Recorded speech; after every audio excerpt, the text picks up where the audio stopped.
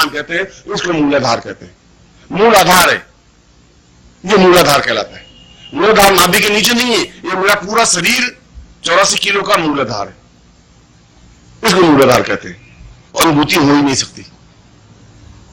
आपका फिजिक शरीर है, इसको किसी प्रकार की अनुभूति नहीं हो सकती, क्योंकि अनुभूति इस भय, घृणा, क्रोध से ऊपर की चीज है।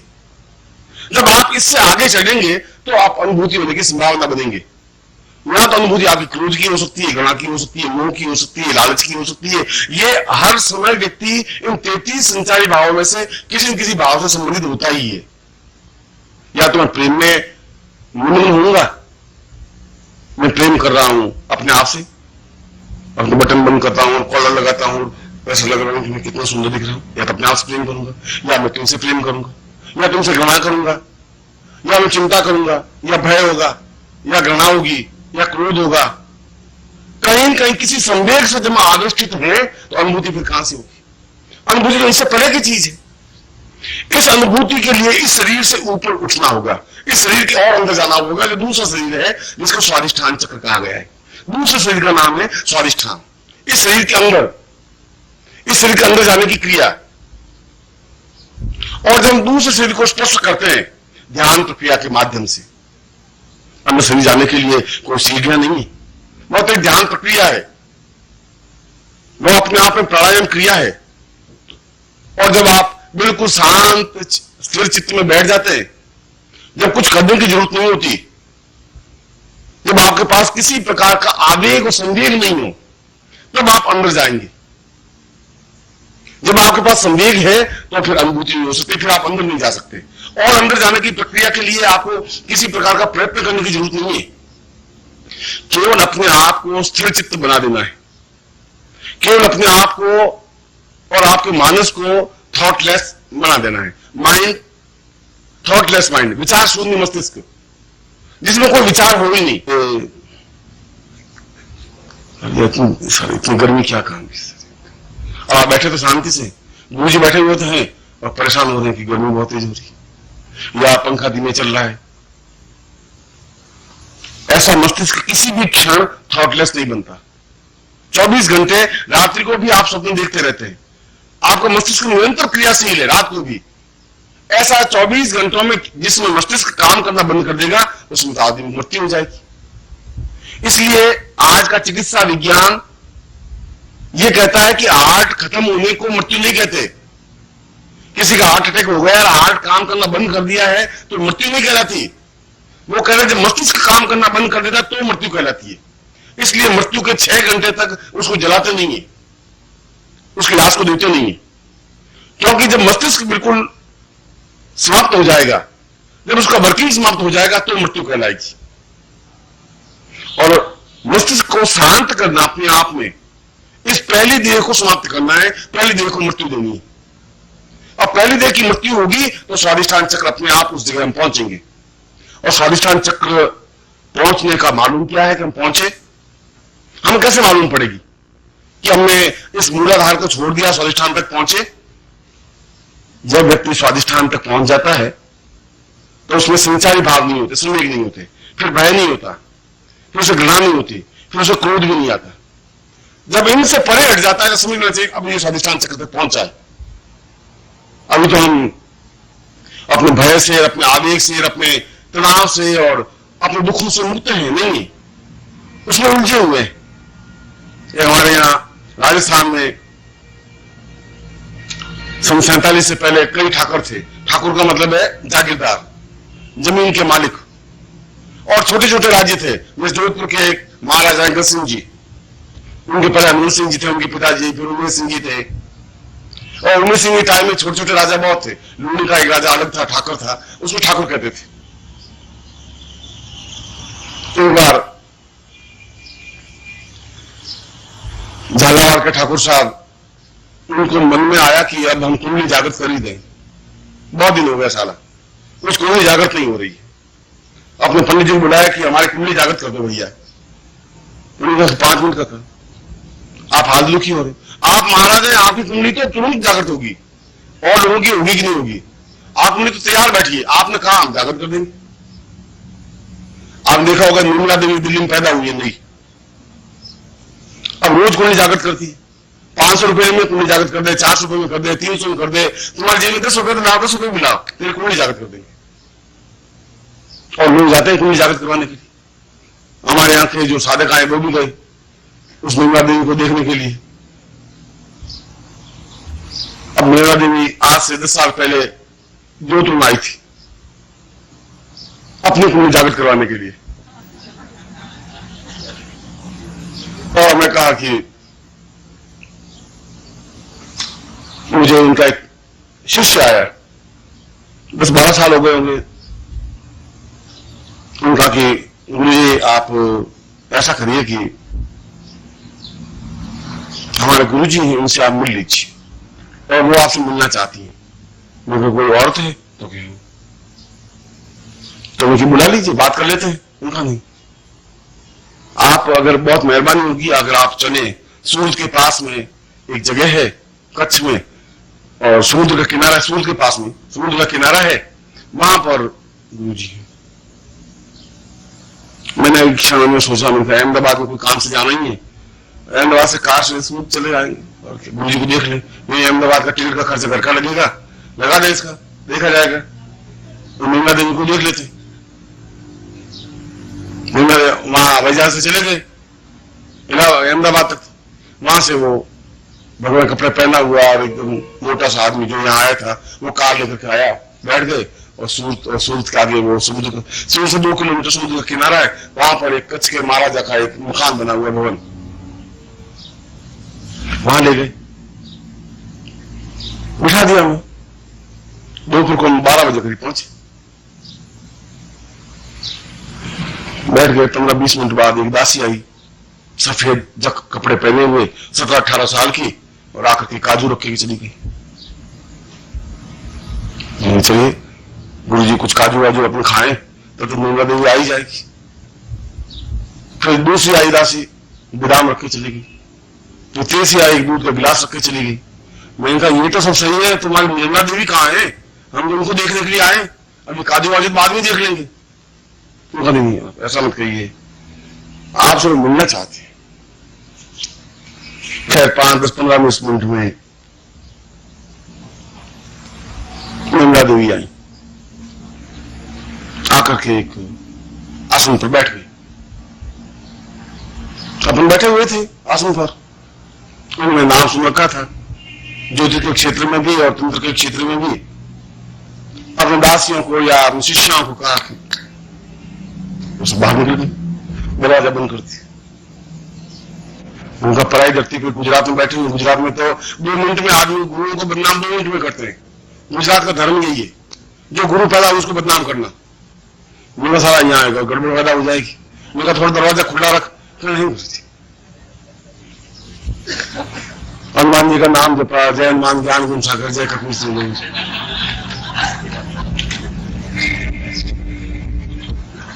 मैंने कहा फरमाइए, आप जल्दी जो कुछ कहना हो आपको ये कि मेरे साथ कुछ शिष्य है नहीं, अगर मैं फंस गया तो वापस जोधपुर जाना मेरे लिए मुश्किल हो जाएगा।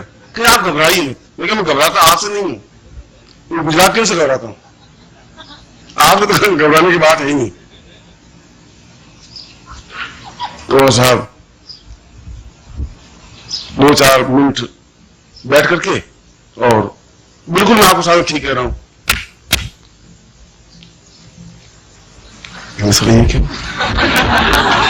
हिमालय में साधनाएं बहुत की, तंत्र साधनाएं बहुत की, 8 योग किया, सहज योग किया, साला ये नई चक्र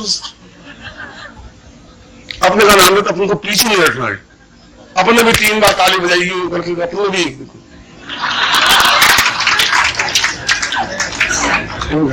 हाँ, मैंने कहा हाँ, और वो समझ रही है कि मैंने कुछ किया नहीं। अपने भी मालूम ये तो हाथ के इशारे है, भगवान ने क्या है, अपने भी हाथ के साथ ठोक दिए। अब वो समझी कि ये हटियों की कोई खास चाल होगी, मैं समझ रहा कि ये इसकी कोई चाल है सर। फिर उसने मुंह से कहा कि समझ में आ गया, आपने जो ज्ञान दिया समझ में आया। फिर उसने हाथ से इशारा कर करके, तो कल जैसे कालिदास की आपको बात बताई, मैं उसमें फंस गया कालिदास वाले चाल में। उसने क्या था, अपने भी 3-4 तालियां बजा करके इशारा कर दिए। आप अपने मुंह से बात करेंगे, आपकी मर्जी। आप हाथ से करती रहेंगे, दिन भर करता रहूंगा, आप चिंता मत करिए। आप लात से बात करेंगे, मैं भी लात से बात कर सकता हूं। अब मुंह से बात करने में तैयार बैठा। सुनना, मुझे सम्मोहन विधि सीखनी है, हिप्नोटिज्म सीखना है। मुझे पहले कह देती ये 3-4 उंगलियां घुमाने से फायदा है कि मुझे मालूम है ये सब फ्रॉड है, कुछ है ही नहीं। उंगलियां घुमाने से क्या होगा? तुमने सोचा ये हठी हो गए, ये कहां से तुमने बता लिया, पकड़ लिया, और मैंने कुछ हठी किया ही नहीं। मैंने तुम्हें उंगलियां घुमाई 2 मिनट, तो मैंने घुमाई 5 मिनट, बस इतना ही तो हुआ। तो ऐसा है कि मेरे पति सस्पेंड हो गए। सस्पेंड हो गए तो खाने पीने की कुछ रहा नहीं, तो मैं गुरुजी बन गई। और ये जो आपके पास है ये मेरे चेला है, पति है, इसको सबसे पहले चेला बनाया, दीक्षा इसी को दी। और अब आराम। और कच्छ के महाराज ने हमें दे दिया महल, और अब हम साधना केंद्र खोलेंगे।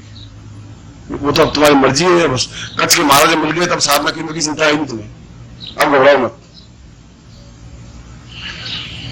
और सुना है कि अब वो 45 रुपए 50 रुपए में कुंडली जागृत कर देती। अब तुम्हारे कुंडली जागृत करवानी हो तो जा सकते हैं, जो कुछ जेब में पैसे हो आपकी कुंडली जागृत हो जाएगी। सीधा हाथ में यूं लगाया, थोड़ा घुमाया, अरे कुछ पता ही नहीं पड़ा क्या हुआ। अब उसका कोमल शरीर टच हो और कुंडली जागृत हो जाए आपकी, अब उसका तो मैं कुछ कह नहीं सकता, मेरे तो हाथ कठोर है। अब वो तो आपको कोई शौक हो, कोई अशोक भी गया कुंडली जागृत करवाने के लिए, जेब में पैसे नहीं थे, ताकि तो सोचा कि कुछ कुछ फायदा हो जाए हमारा। ऐसा नहीं है, ऐसा कोई स्थिति है ही नहीं। विराट पे हाथ लगाने से कुंडली जागृत करने से कुंडली जागृत नहीं हो सकती। यह तो एक दूसरा, जहां आपके भय घृणा क्रोध समाप्त हो जाए, जब आपको किसी के प्रति भय हो ही नहीं, जो कुछ है कह देंगे, जो कुछ होगा कर लेंगे, जब आपको किसी के प्रति क्रोध नहीं आए, जब आपको किसी के प्रति लज्जा नहीं आए, जब आप बिल्कुल निर्मल चित्त बन सके, तो समझना चाहिए कि आप एक मूलाधार से आगे की स्टेज में पहुंच करके स्वादिष्ठान चक्र तक पहुंच गए। आप इम्तिहान देने वाले हैं, आप कॉपी में नंबर देने वाले हैं, आपको मालूम पड़ सकता है। किसी हालत में क्रोध पर आपका समन हो सके और ध्यान प्रक्रिया के माध्यम से उस अपने अंदर उतरने की क्रिया को लेकर के, जब हम, जैसा मैंने बताया कि इसके लिए और कहीं कोई विशेष चिंतन नहीं है, पहला आधार से दूसरे आधार पर जाने के लिए शांत चित्त से बैठने की जरूरत है। और बिल्कुल एक क्षण के लिए, 5 मिनट के लिए, 10 मिनट के लिए आप निर्णय करें कि मुझे कोई बात सोचनी ही नहीं है, कोई विचार नहीं आना चाहिए माइंड में। यद्यपि ये बहुत कठिन है, इतना जो मैंने इतना सरल कहा, इतने आपने सरल समझ लिया, ऐसा शायद नहीं है। मगर यदि आप अभ्यास करेंगे तो ऐसा हो सकता है, क्योंकि ये तो यात्रा शरीर की यात्रा है, और इस शरीर को लेकर के अंदर उतरने की क्रिया है, एक शरीर से दूसरे शरीर पर, दूसरे शरीर से तीसरे शरीर पर, और ध्यान के माध्यम से नेत्र बंद करके और स्थिर चित्त से, मन में किसी प्रकार का आपको विचार आवे नहीं, और जिस क्षण आपको मन में विचार आ जाए, जब आपको में चिंतन आ जाए कि अब मैं इन चीजों में, आपकी आंख में एक प्रेम की भावना हो, नम्रता की भावना हो, क्षमा की भावना हो, जब आपको क्रोध आए नहीं। मैं उस ठाकर साहब की बात बता रहा था झालावाड़ के, तो उनको कुंडली जागरण कराने का शौक हुआ, तो उन्होंने कि हरिद्वार में स्नान करके आ जाएं, पहले पवित्र होकर के आ जाएं। वो अपने रानियों को, 15-20 रानियां थी, पहले तो रानियां संपत्ति कहलाती थी, आज भी संपत्ति कहलाती। आज भी कन्यादान करते हैं हम, ऐसा दान जैसे घर में कोई बेकार चीज पड़ी हो और ब्राह्मण को देनी नहीं हो कि अभी ये कोई काम, पंखा बेकार तो हो गया, साला काम आता नहीं, पंडित जी को दे दो।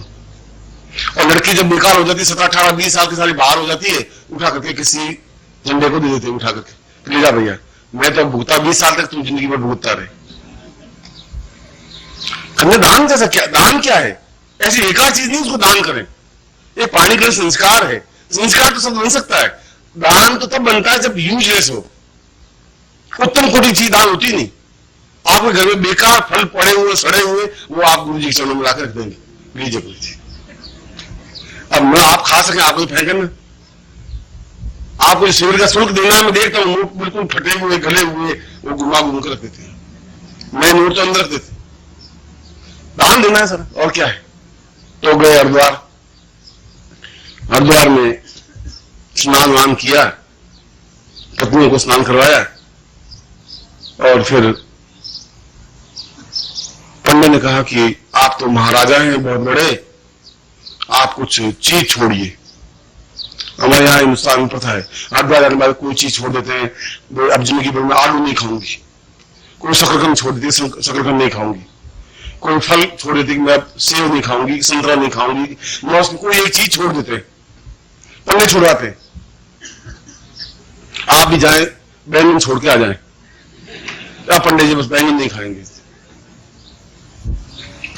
तो उन्होंने ठाकुर साहब ने 2 दिन सोचा कि शराब छोड़ दे, तो शराब सारा कैसे छोड़ेंगे, शराब हम ठाकुर हैं, शराब मीट भी नहीं छोड़ सकते, औरतों को छोड़ ही नहीं सकते। अच्छा चलो क्रोध को छोड़ देते, इसमें कोई पैसे वैसे लगते नहीं, चलो पंडित जी क्रोध छोड़ देंगे। आप तो बहुत बड़े हैं, आपने जल लिया, आज से हम क्रोध नहीं करेंगे, और छोड़ दिया और बैठ गए वापिस गाड़ी में और आगे झालावाड़। गांव भर में बड़ा तोड़ द्वार बनाया, ठाकुर साहब आगे हरिद्वार में स्नान करके एकदम गाजे बाजे के साथ में। अब आजकल तो मैं मालूम नहीं, मगर आज से 25-30 साल पहले गंगा जी से जो आते थे उनका गांव में बड़ा स्वागत होता था, गंगा वतन कह लेते थे। गांव में तो आज भी होता होगा। ठाकुर साहब को ला करके बिठाया, अम्बल उम्बल गाड़ा। अम्बल का मतलब है गांव वालों को अम्बल पानी में घोल करके रख देते हैं और अम्बल वाले पिलाते हैं, अम्बल की टुकड़ा देते हैं। रास्ता में ऐसा बहुत। ठाकुर साहब खुद मूंछों के बट लगाते हुए बैठ गए, सामने गांव वाले बैठ गए, सरपंच बैठ गए, पंच बैठ गए, जो बनिए अच्छे अच्छे थे वो बैठ गए, जो गांव के महत्वपूर्ण व्यक्ति थे वो सब बैठ गए, ठाकुर साहब बैठ गए। लोगों का महाराज आपको हरिद्वार गंगा जी जाके आए, क्या छोड़ा? उन्होंने कहा कि हमने निश्चय कर लिया कि क्रोध छोड़ दिया, अब क्रोध नहीं करेंगे। गांव से चलो पिंड छूटा सारा। वो रोज गालियां देता था, माँ की बहन की गालियों का बात नहीं करता था, नौकरों सोचा था, रोज लकड़ियां फेंकता था, मारता था, पत्थर फेंकता था। चलो क्रोध छोड़ा तो सांस मिलेगी खाने को, क्रोध छोड़ दिया तो। सामने नाई बैठा हुआ था एक, ठाकुर साहब का नाई होगा, नाई आके खड़ा हुआ कि खमा गणी अम्बाता हजूर, आप हरिद्वार पधारिए। तो अंधो है, तो हुजे को नहीं, हरिद्वार जाके आए, स्नान करके आए गंगा मैया में, डुबकी लगाई, तेरे लिए भी डुबकी लगाई, गांव वालों के लिए भी डुबकी लगाई, सब पवित्र हो गए। आपने छोड़ा क्या? क्रोध छोड़ दिया। आप बड़े लोग हैं, आप छोड़ सकते हैं। अब हम तो छोटे छोटे आदमी हैं, क्रोध भी नहीं छोड़ सकते, लोभ नहीं छोड़ सकते, मोह नहीं छोड़ सकते। हाँ तुम क्या, तुम कुछ नहीं कर सकते, हमने छोड़ दिया। भाई बैठ गए, जब तक और अमल उमल दिया, जितने बीच में बनी आए उन्होंने कुछ भेंट वेंट दी ठाकुर साहब को। कोई 10 से 5-7 मिनट बीते, एक नाई पे खड़ा हुआ, क्षमा गणी अंदा था, क्या बात है कि महाराज एक सवाल पूछो। यहां हाँ बोल कि महाराज आप हरिद्वार गए थे?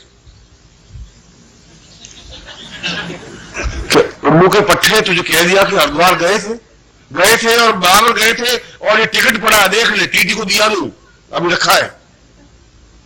हरिद्वार जाके आए, ये सब रानियां पूछ ले, स्नान करके आए, तो आप जरूर गए होंगे, आप बड़े लोग हैं, ठाकुर साहब हैं, मगर आपने छोड़ा क्या वहां? उसको ठाकुर साहब को थोड़ा मन में आया तो सही, उसने कहा कि तू बहरा है कि भगना है, क्या है? तुझे कह दिया क्रोध छोड़ दिया, तुझे मालूम नहीं, सुना नहीं था? पूछना फर्ज है मेरा, बस आपने बहुत अच्छा किया। और नाई फिर बैठ गए। फिर 5-7 मिनट बीते, कोई बातचीत बीच में खत्म हुई, 5-7 मिनट बीते, फिर नाई खड़ा हुआ, क्या रहा था? हजूर मालिक, क्या मैं ये खरा है, दिमाग खराब है कहीं? आप जी अब बहुत छोटा आदमी, अब दिमाग तो खराब ही है। मैं आप हरिद्वार गए तो गधे की औलाद, मैंने तुझे कह दिया कि गया गया गया। सुनो अब कहीं आप जरूर गए होंगे महाराज, मगर आप हुक्म दो तो एक सवाल क्या पूछ। हरिद्वार में बहुत अच्छा है, कहीं दुकान लागू रहे और हरिद्वार पेड़ वो नहीं पूछ रहे होंगे, मैं पूछ रहा हूं आपने छोड़ा क्या? मां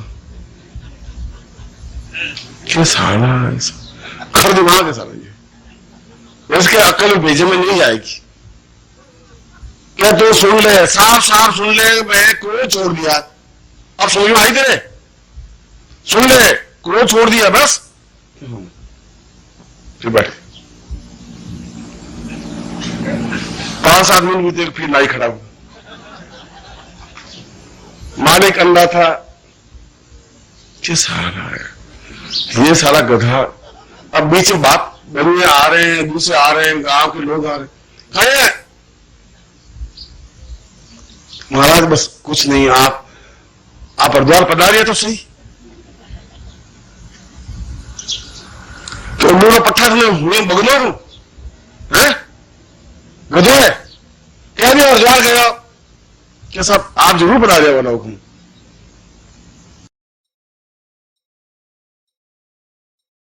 ओम परम तत्वाय नारायणाय गुरुभ्यो नमः।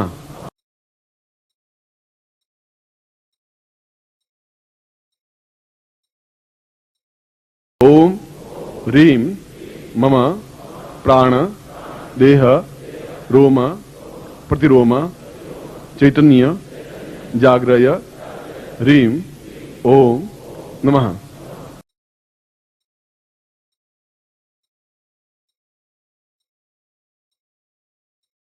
ओम भूर्भुवः स्वः तत्सवितुर्वरेण्यं भर्गो देवस्य धीमहि धियो यो नः प्रचोदयात्।